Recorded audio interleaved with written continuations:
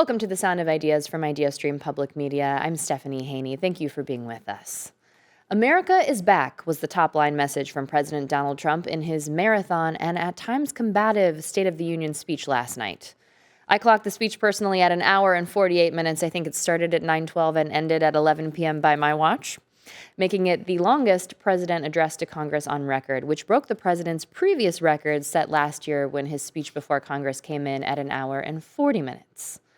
Trump praised his administration and GOP lawmakers for their accomplishments of the last year and openly scolded Democrats who were at the speech, as a group of Democrats skipped the speech for a separate counter-program they called the People's State of the Union in protest. The president also chided the Supreme Court justices during his address for ruling against him on tariffs last week. At times, the speech played like an awards ceremony, with several guests being honored, including bestowing the Presidential Medal of Freedom on the goalie for USA men's hockey team after their gold win over Canada at the Olympics.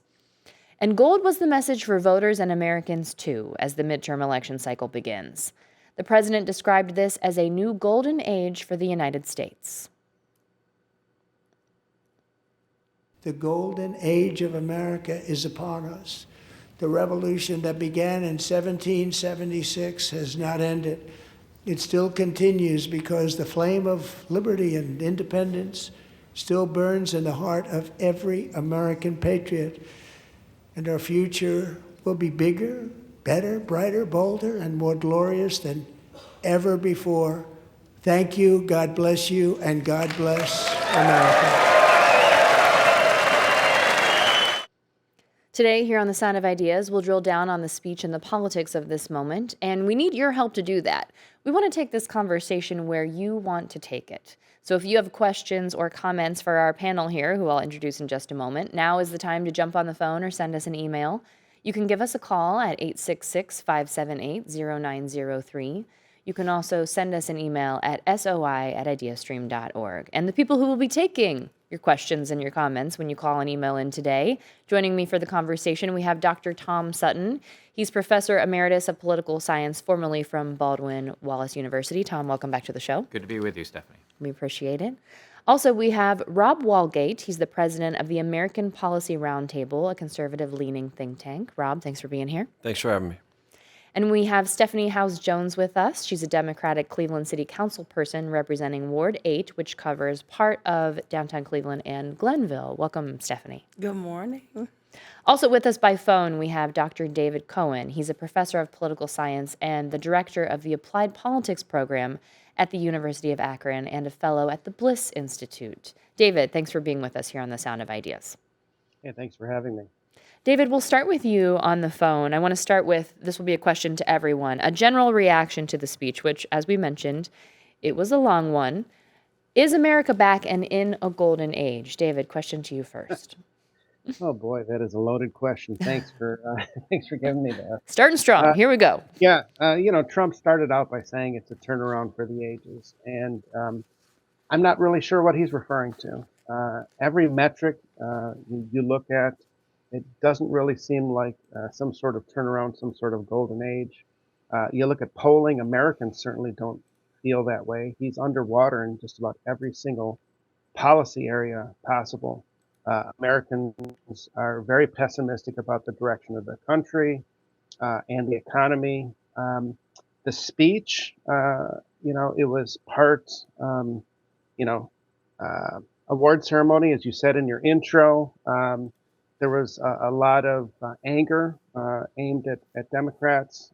There was some listing of accomplishments, but a lot of those accomplishments that he listed, it was misleading or just outright lies. I was confused by the speech. It was super long, but there weren't any like novel policy pronouncements in it. It was basically, here's all the great things we've done.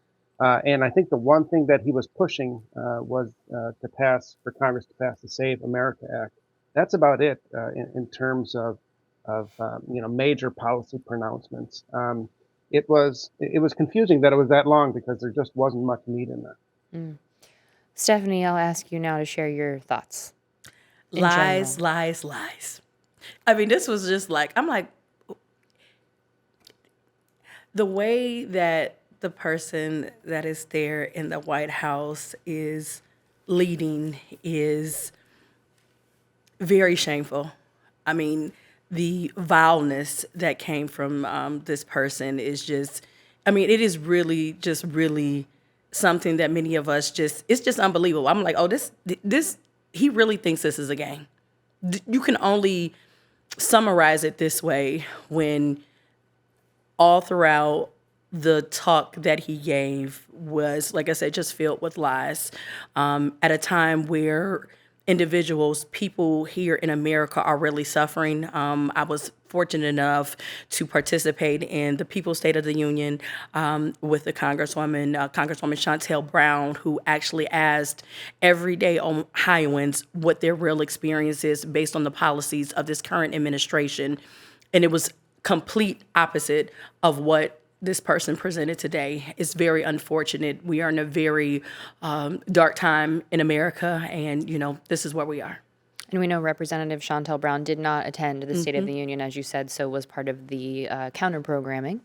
Rob, your thoughts on the speech? Well, it was very long, and I think that Donald Trump did his best to stay in a safe zone, if you will, as was alluded to. It didn't talk about any new policies or anything they're trying to do except for the SAVE Act. But the things that he did bring up, I think he tried to bring up in a way to where they were maybe 80-20 issues when it comes to the American people. When you talk about immigration, when you talk about the border, when you talk about ID to vote, those are issues that are safe, whether it's Republicans, Democrats, or independents when it comes to voting. And I think he understands and knows that the midterms are going to be very important for Republicans, and in a number of special elections, they've underperformed since Donald Trump's been in office. The Republicans have. So, he talked for a long time, nothing new there. But it's going to be what actions are done after instead of what words were said. And Tom, to wrap this first question up, high-level takeaways from you on the speech. Very high level. A lot of claims were made. In some ways, I think he stepped on his lines a lot by exaggerating things where he could have, like the issue of the amount that tariffs are bringing in versus what the income tax does, wildly exaggerated. Other areas where, again, he has accomplished, particularly border control. Border control, we're down to $6,000 a month versus $250,000 a month at this time during the Biden administration. However, he did avoid certain issues, in particular foreign policy. I would suggest that basically the blueprint of this was Project 2025. That was the blueprint for the administration. And in some ways also as a conservative Republican, they have tried to hit as much of what they have done as possible in that 2025, which I think also explains why there wasn't a whole lot of new coming out of this. Democrats are holding him accountable by not being there, by having counter-protests for all the things that he said and done up until last night. And then finally, I would just suggest that we are going into the midterms. He is starting his second year of a presidency, and he is not different from any other president who tries to jam as much possible into when you have a majority, knowing that Obama, Biden, and Trump all lost those majorities in their midterm elections. So if you don't get it done before 6 months before that midterm, you're going to have a House or a Senate or both that's going to be against you. And that is going to come up very quickly here, as we Very know. quickly. We see the campaigns already starting to kick up here. And I want to remind our audience, we were talking about the State of the Union. We have a panel of experts with us to dig into it. We want to take this conversation where you want to take it. The number to call is 866-578-0903. You can also send us an email at soi@ideastream.org. And we have an email in from Lisa to kick us off with our audience comments and questions. Lisa from Rittman writes, I have a question regarding the current administration's proposal to eliminate income taxes. Don't taxes pay for public services? I know that the Ohio politicians are also currently trying to take away property taxes as well, and I worry about police departments, fire departments, and our local schools especially. If the current president removes income taxes, won't it simply benefit the 1% and specifically himself? I don't understand how his supporters don't see this. Thank you for the comment and the question baked into that, Lisa. I'll take this question to Rob and Stephanie. Rob, I'll ask you to respond first. Well, I think, when the president, I believe he talked about it last night as in regards to tariffs and hoping that could replace the federal income tax. But we also have to realize, too, we're missing the point when it comes to Article 1. And Congress needs to do a lot of these things. It's the responsibility of Congress. The president can have ideas, but the president can't get anything done without the vote of Congress and the willingness to do that, especially when it comes to a federal income tax level. I think when we study the history of the federal income tax, it's not being used today the way it started and the intent of it was. As it goes to property tax, I know there is folks out there gathering signatures to get on the ballot the elimination of property taxes in the state of Ohio. And what that would do is leave a $20 to $24 billion hole in this state for local services, for schools. I think the lawmakers in Columbus, what they're trying to do is get ahead of that and pass some legislation that would maybe find a way to cut property taxes and not see seniors kicked out of their home, not see people that live in a house that they got at a great interest rate that have now been taxed out of that home and forced to move. So I think you're seeing them try to do that. I don't think you're seeing politicians trying to eliminate property tax as a whole. That's coming from the citizens. Stephanie, what do you think about the comments from Lisa? Lisa is right on. She knows what she knows because she feels it. What we are feeling over generations is those who have been elected legislators like myself, mainly in the federal government as well as in the state government, who have just did a tax shifting, right? They have cut taxes for high income earners. They have cut corporate tax, which then have shifted the tax burden to local communities to fend for themselves. Hence, this is the reason why the city of Cleveland right now is at a place, in addition to losing population, has had to close our schools because we have been underfunded for so long from the federal and state government, and we have just gotten to the breaking point at in the local level where we can't be taxed anymore for our property taxes. The same thing is absolutely going to happen for police, fire, EMS, you name it. If this goes through without real legislative leadership to ensure that we have a more fair tax system where people are paying their fair share, specifically from corporate taxes, as well as our high income net earners, then what we are accustomed to basic public safety will cease to exist. Very quickly, two numbers. 2025 tariffs brought in $300 billion. 2024 income taxes brought in $2.4 trillion. Quite the difference there, Tom. Thank you for giving us that context in the conversation. And for anyone who's just joining us, we're talking about President Donald Trump's State of the Union address from last night. We have a panel of experts with us. In studio with me, I have Tom Sutton, Professor Emeritus of Political Science, formerly at Baldwin-Wallace University. We also have Rob Walgate, President of the American Policy Roundtable. We have Stephanie Howes-Jones, Democratic Cleveland City Council member for Ward 8. And on the phone, we have David Cohen, who is the professor of political science and the director of the Applied Politics program at the University of Akron. We want your calls and your questions. You can call us at 866-578-0903, and you can email us at soi@ideastream.org. We have a call now from Todd in Ward 1. Todd, welcome to The Sound of Ideas. Go ahead. Stephanie, Tom, Rob, Dave, and Stephanie again. So to the group, I have a question, and that is, do you think, and please wrestle with this if you already have a conclusion, if you don't already have a conclusion, do you think the president would have served the public best had the president spoken about the poor civics education in the taxpayer-funded neighborhood public schools? Because this would lead people to have a better understanding of the functions of government. They better understand when they're being lied to or when they need to investigate the truth that's being conveyed to them. And it gives a better citizen as an adult. And I'm not referencing just the vote. I'm saying separate from the vote.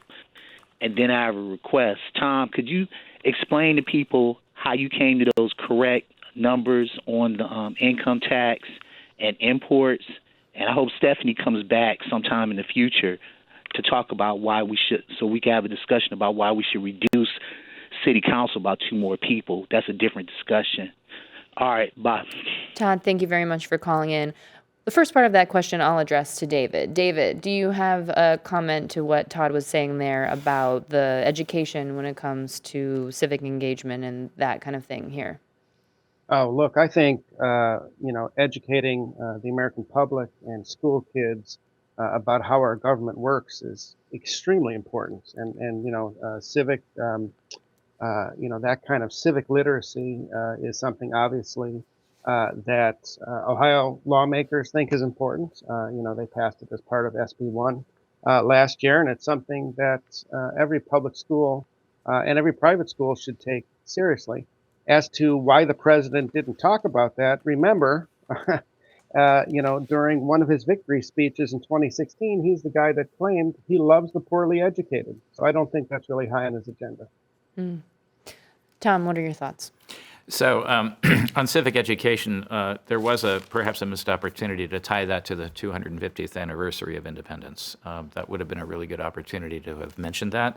And given the amount of time he took for everything else, it could have been put in there. But it isn't a priority, as Dr. Cohen just said. Related to where I got the data, Todd, it's from the Congressional Budget Office and was quoted by the New York Times in their coverage this morning. From a civic perspective, I would highly recommend that people go to that site. It is actually much more user-friendly than you might expect. You don't have to be a numbers geek to understand it.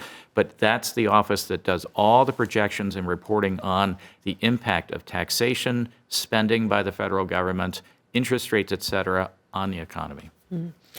Okay, let's talk about those tariffs a bit more for a moment. We do have a clip of the president speaking last night with a message, a not veiled message to the Supreme Court of the United States. Let's hear that.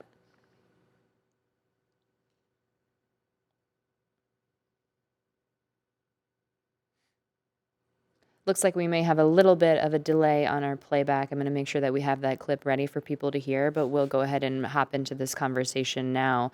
And Tom, I'll go back to you in terms of the president kind of chiding the Supreme Court for ruling in a way that he would not have liked him to rule. Is that something that is out of the norm for us to see the president really kind of calling out the Supreme Court for what he is viewing as a slight? I think because of what he said in the past, it's seen that way. Now, certainly the comments that he had on social media when the decision was announced last weekend would be considered inappropriate. However, last night, he referred to their decision as unfortunate. I thought that was very measured language for him to be using and appropriate. We've certainly had presidents in the past who have disagreed with Supreme Court decisions and have talked about them in the court case of a State of the Union address. And David, question to you about the judiciary and its role, how it's supposed to function. We do know that it exists as part of a system of checks and balances, as part of a check on the executive branch. Do we feel like that is still happening? What do you think is happening, David? Well, I mean, setting aside the tariff decision, of last week, the Supreme Court has generally seemed to side with President Trump on most things during his tenure, and even overturning a lot of the decisions of the lower courts, the appeals court, and so I think they've been very, very deferential. And I think that's why President Trump personally was, I think, a little bit surprised, even though he shouldn't have been, by their tariff ruling last week. And can I just say one thing, since we've been talking about tariffs? This president, when he talks about tariffs, he's just simply lying. He said in his speech last night that tariffs were paid by foreign countries. That is a lie. And he either knows it and it hasn't sunk in, or he's purposely lying.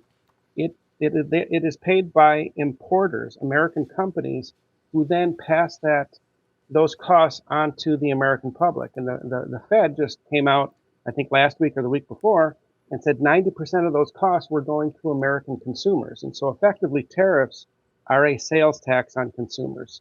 And nobody should have any illusions that it's otherwise. We do have that clip now, so let's hear the president with a message for the Supreme Court last night. Knowing that the legal power that I, as president, have to make a new deal could be far worse for them, and therefore they will continue to work along the same successful path that we had negotiated before the Supreme Court's unfortunate involvement. So despite the disappointing ruling, these powerful, country-saving, it's saving our country, the kind of money we're taking in. Rob, what do you make of the comments from the president there that the ruling seems to maybe not be something that he's concerned about? Well, I agree with Tom in the sense that I thought he was more measured than he was going to be when he started. I think it probably even sounded better on radio because you could see in his face that he wanted to say a little bit more than he actually said. And I believe of the 4 justices that were there, 3 of them ruled against him in that ruling. When it comes to the tariffs, again, we have to go back and look at the rule of law and the structure of government. And let's go to Article 1 and let's ask Congress to do their job. I think for far too long, Congress has passed the buck and said, we're not going to touch some stuff. Just do it with the executive order. Do it with the way that you want to do it. And that's not the legal and the right way to do it. I think they need to take a stand and say, hey, we're going to vote this. We're going to do it up and down. And we're going to work for the American people. I think we become distracted by who resides in the White House, regardless of what administration it is. And we've made that office far too powerful in the minds. We talked about civics and teaching government. Let's go back and teach it and let's learn it. Let's start with the 435 members of the House. We'll start there.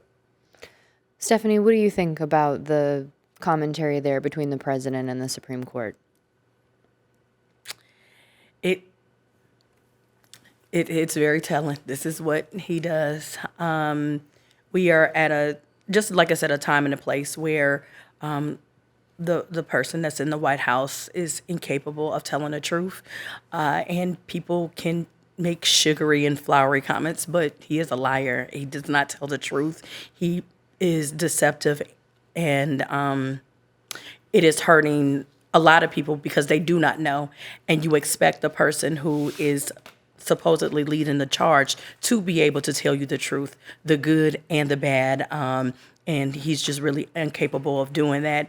When it comes to the Supreme Court, they have basically been complicit in a lot of, I would say, just the foolishness of this president. And for once, they actually, I would say, took their responsibilities seriously and really show that there is a difference, a separation of powers when it comes to the executive and the judicial branch. We have a call now from Cynthia in South Euclid. Cynthia, thank you for calling in. Go ahead. Good morning, and thanks so much for taking my call. I kept thinking as I listened to the speech last night, which was very difficult to do, of the Nine Inch Nails song, where the refrain is bow down before the one you serve, you're going to get what you deserve. And, in part, this is not just Trump. This started years before. I mean, it started when we started our nation because we came in here with the idea that we could just move the Native Americans wherever we wanted to, take their land, enslave people to plant and reap from it. And we took those benefits, all of those benefits, and built a country based on things that weren't true and based on cruelty. And when he started to talk about Somali people, my heart just broke because I worked with Somali people for 7 years teaching them English, refugees who'd come here. They are the most beautiful people. And, I probably worked with at least 300, 400 immigrants over the years. Never did any of them do anything to break the law. And so, this let's turn against these people is just a move to make us hate others. Cynthia, thank you for calling into the Sound of Ideas. We appreciate you sharing that. We have another clip we'd like to play from the State of the Union speech last night. This is when President Donald Trump issued a challenge to Democrats who were in the room. Let's hear that clip. If you agree with this statement, then stand up and show your support. The first duty of the American government is to protect American citizens, not illegal aliens.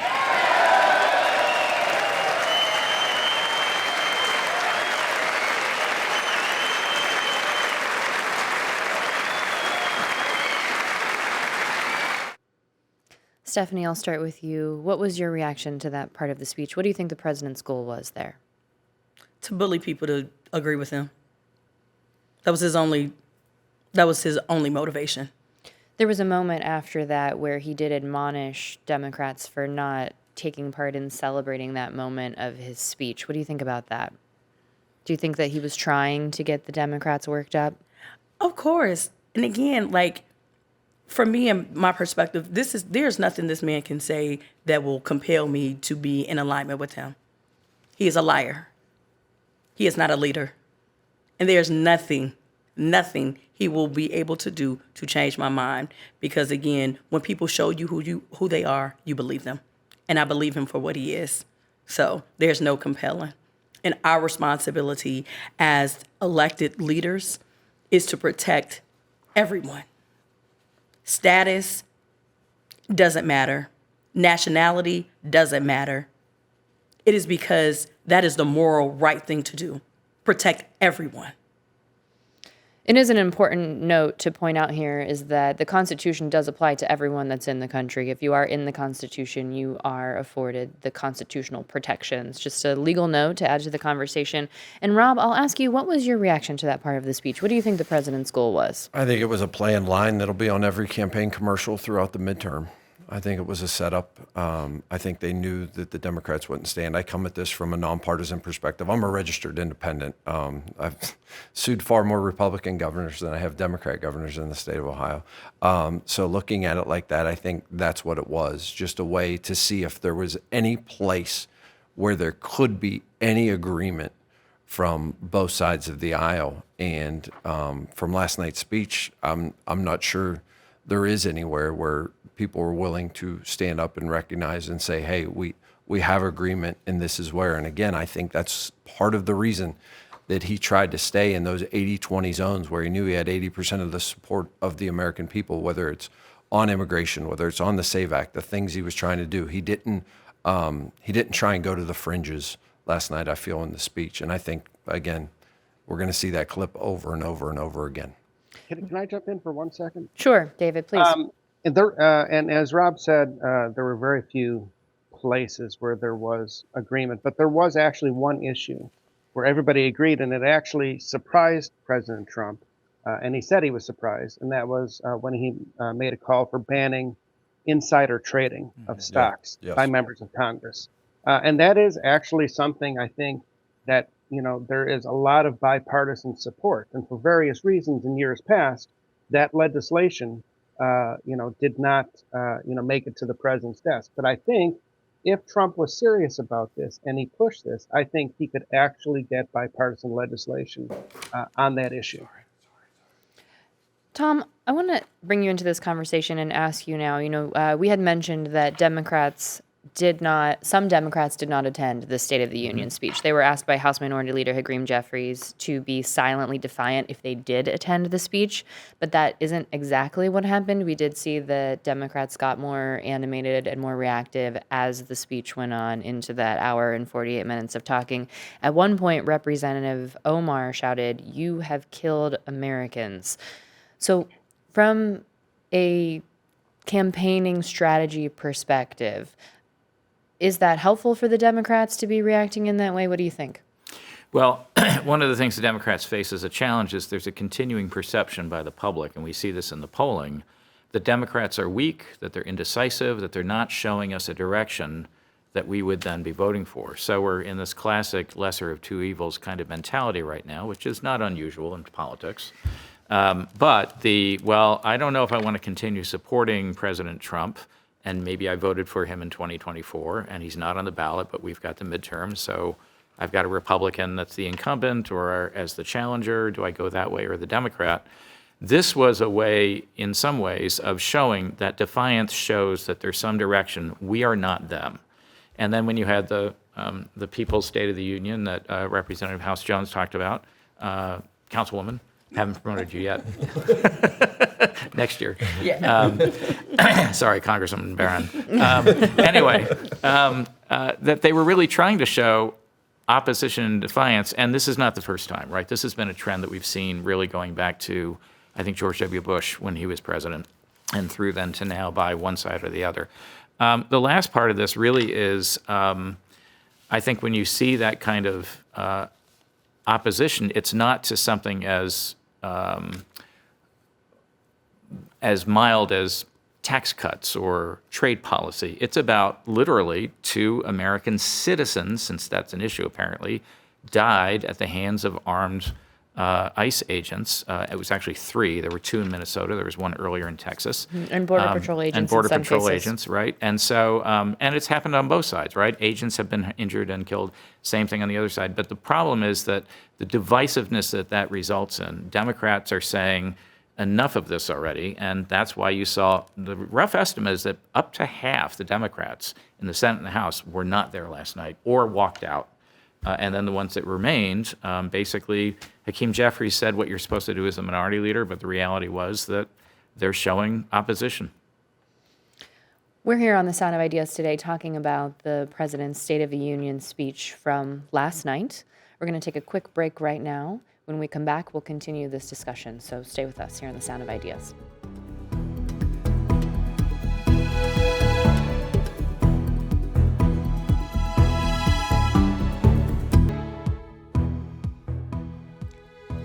You're with The Sound of Ideas from IdeaStream Public Media. I'm Stephanie Haney. Thanks for staying with us. We're talking about President Trump's State of the Union speech last night. Still with me are our guests today, Dr. Tom Sutton, a professor emeritus of political science, formerly with Baldwin Wallace University, Rob Walgate with the American Policy Roundtable, and Cleveland City Council member Stephanie Howes-Jones with us here in studio. By phone, we also have Dr. David Cohen, a political science professor and director of applied politics at the University of Akron. We want to take this conversation where you want to take it, so if you have comments or questions about the State of the Union, please call us. That number is 866-578-0903.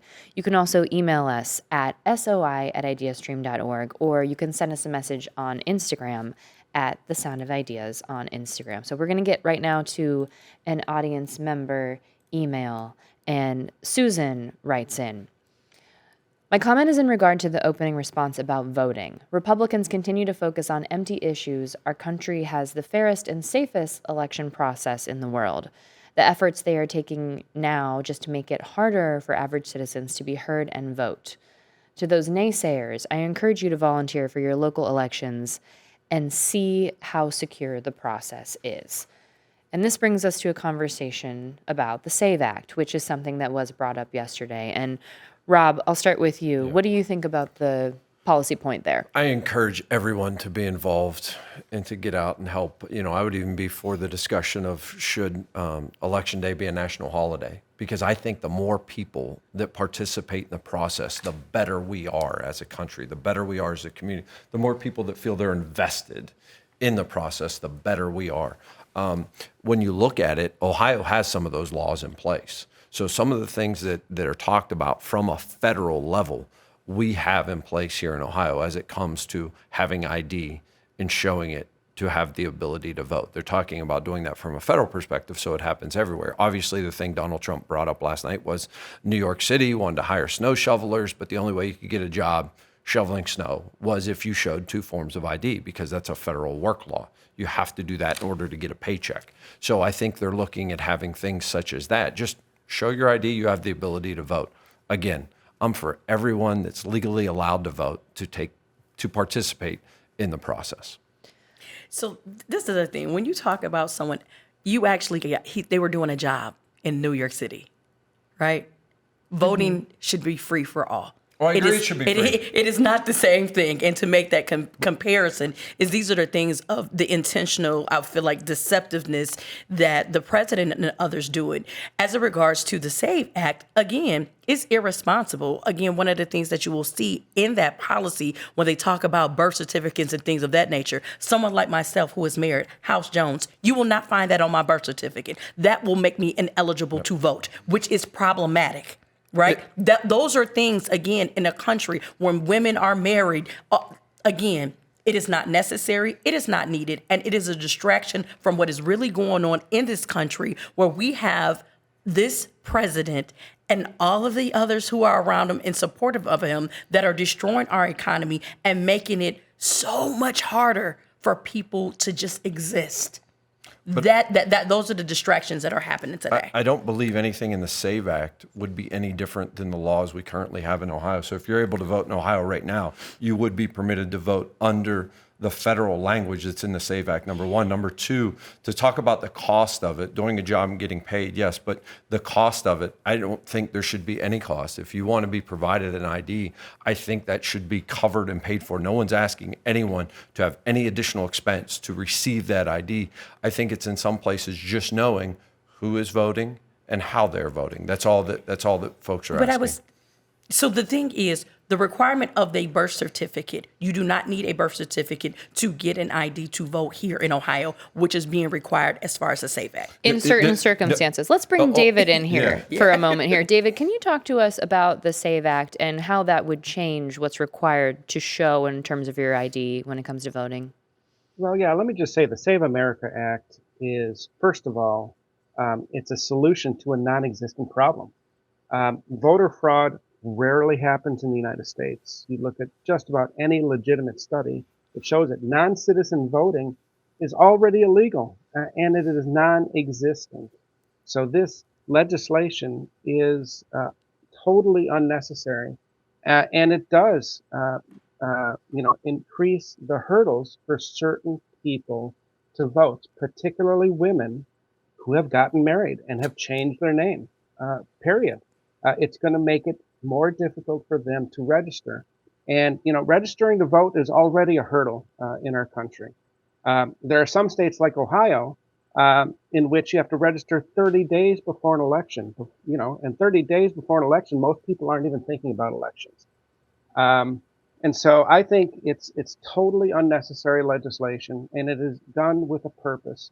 The purpose is to drive down turnout, particularly among poor people, with the goal being and the thinking being that poorer people, maybe somehow will support Democrats more than Republicans. And so there is a political reason why the Save America Act is being pushed on this country. I don't think it's going to get through the Senate, but if it does, you're going to see the voter registration requirements be rather difficult, especially for a lot of married women who have changed their name. And it's a serious, serious thing.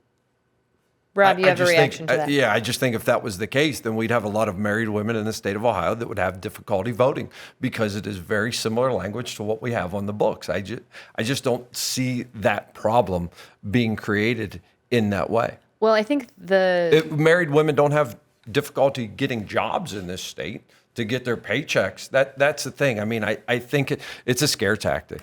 The specific issue, though, is birth certificate. It's the birth certificate. It's about the birth certificate. You have to have two pieces of identification, something that shows your citizenship. And my birth certificate says Stephanie Haney, but my married name is Stephanie Polk. So if I didn't, I would have to amend totally my birth understand, certificate. You'd have to show your marriage certificate. I think Just there's an added burden. Or you'd have to get a passport. I think there's ways to do the legislation to be a common sense legislation that you have a state ID. Almost everybody has a state ID, and if they don't have one, they can get one. They do not. Okay.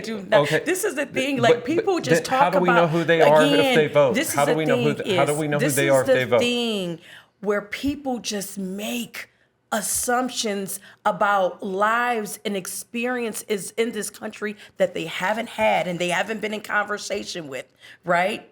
People say, "Oh, you could just get an ID." Like, can I ask a question? You should, of course. Okay. Then how do they vote now? If they don't need an ID or to say who they are, how do they vote? Again, there are ways that you can verify who you are. The purpose is to verify who someone is. It's the citizenship piece because a birth certificate would show. So, but in Ohio, you but it's can't not do that required right now. But it's not required to show that and have that documentation. So, for example, this doesn't just affect married women, just from a legal perspective here. It affects anyone who has changed their name. So that talks about a lot of people, maybe in the LGBTQ plus community, maybe someone who was adopted, for example. Anyone who has changed their name legally, maybe people don't have access to that birth certificate. That could be an issue there. So it's an access piece. Go ahead, David. Have a hard time. I was going to say J.D. Vance might have a hard time voting under this legislation because he changed his name. He does not have the same name as on his birth certificate. And again, the first lady, to a problem that doesn't exist. Please. Sure. The bottom line is about what's required to get the ID.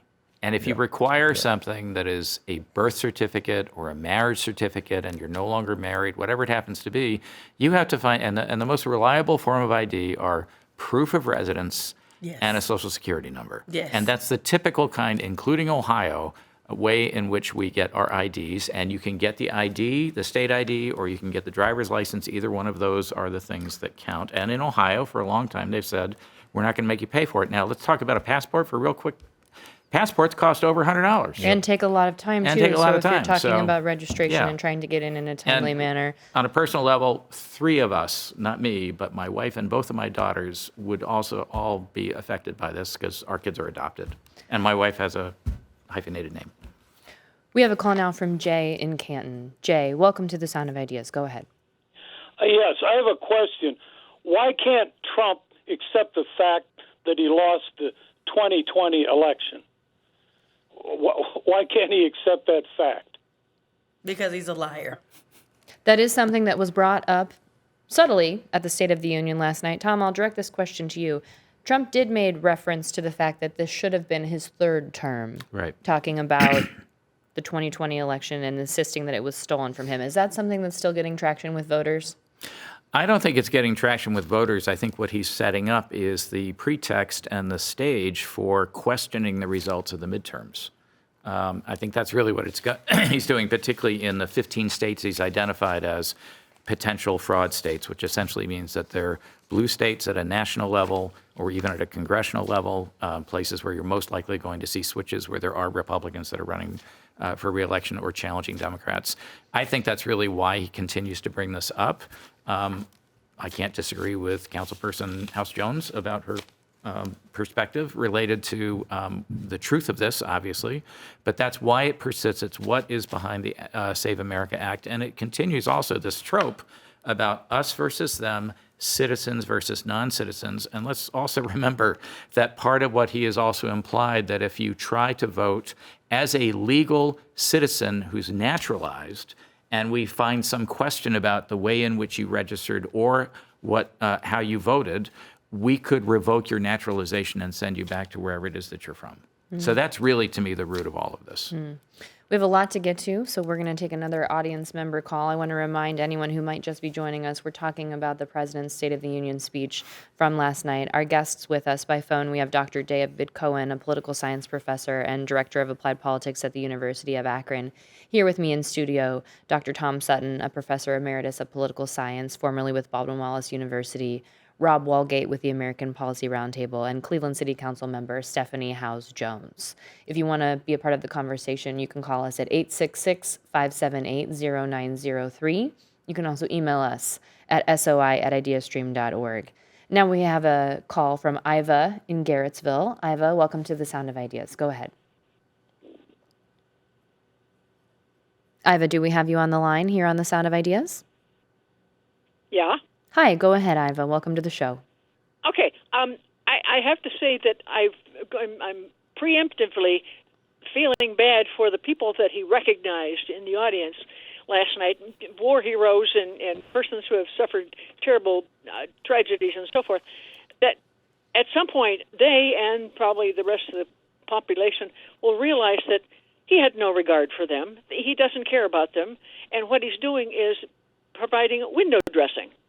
He wants to make something look good. Those people, they've suffered, and he doesn't care about that. He wants to make sure that their suffering is promoting him and not anybody else. Thank you for sharing that perspective with us, Iva. It was certainly graphic. There were very graphic descriptions of some terrible scenarios that happened at the State of the Union speech last night. David, what do you think about that? Do you think that's something that resonated with audience members? It was so over the top when he talked in graphic detail about the murder of the woman on the in Charlotte with her mom there. I couldn't believe that he was speaking in that way, with a grieving parent in the audience. Now, let me just say, presidents always use people like this as props during the State of the Union, going all the way back to, I think it was President Reagan who brought in Lenny Skutnik, who was a hero for jumping into the ice, as a result of a plane crash. in Washington, D.C. And so ever since then, presidents have brought guests to the State of the Union. I don't have the statistics in front of me, but I would be willing to guess that this was by far the most number of these special guests acknowledged in a State of the Union address in American history. And the caller's right. I mean, it's very clear he didn't have much regard for them, except for maybe a couple of the war heroes, maybe, and the U.S. Olympic hockey team. But I think so much of it was just over the top, and it really took away from what a State of the Union is supposed to be, which is a president telling the country where we've been and where we're going to go. We got some of where we've been. We didn't get a whole lot of where we're going to go. Rob, what do you think about that, about the special guests and how that resonated with audience members? I think he was showing what the previous administration's policies caused in some of these families' heartaches. I think that's what he did. He played on the emotions of some, and he was using their stories to say, hey, we're trying to fix problems, and if we don't, we're going to hear more stories like this. Tom, do you have thoughts? Well, in some ways, this was a bipartisan practice because we also had Democrats that invited guests that were there, some of whom were the victims of Jeffrey Epstein's outrages. And also some were business people that were negatively affected by tariffs. So I think to David's point, this has been a long practice. It's first I've seen of the other party also inviting people. They couldn't highlight, obviously, they weren't the speaker. But certainly the trying to get the visceral reaction, trying to get that in people. And again, this is going back to that use of fear to try to get support. It's not about what I'm going to do. It's about what I'm going to protect you from. Stephanie, is there anything you'd like to share on the point? It's just a distraction.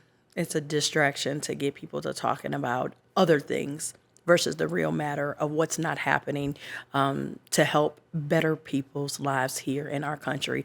And the person that is entrusted to do so is failing miserably.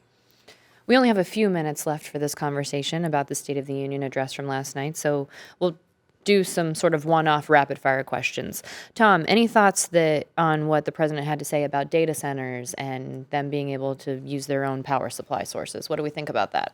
Well, certainly a positive development that the data center companies are trying to create. I find it interesting that the sort of silent acceptance of small nuclear power plants to be part of this is quite different from where we were 50 years ago.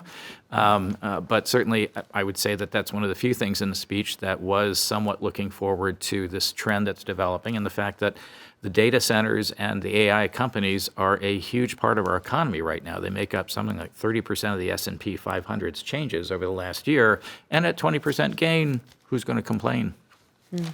We've seen bubbles like this in the past. That's the fear of a lot of folks. I also think data centers and things that are happening in rural communities, this is an issue that has created strange bedfellows. Left and right are coming together either for or against, depending on your perspective and where you live.